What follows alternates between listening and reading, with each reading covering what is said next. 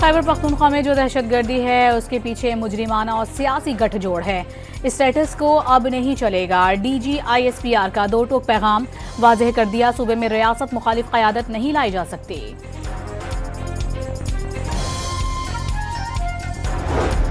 DGISPR का दहशतगर्दों और सहूलतकारों पर जमीन तंग करने का ऐलान। वाज़ेह कर दिया सहूलतकार खवारिज को रियासत के हवाले करें, उनके खिलाफ कार्रवाई में साथ दें या खुद रियासत की कार्रवाई के लिए तैयार रहें।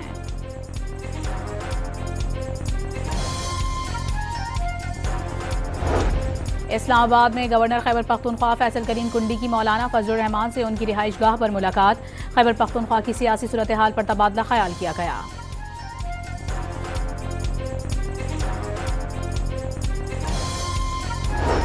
और पाक सऊदी ज्वाइंट बिजनेस काउंसिल का खुसूसी वफ्द लाहौर पहुंच गया। वजीर आला मरियम नवाज की जानिब से एयरपोर्ट पर इस्तकबाल।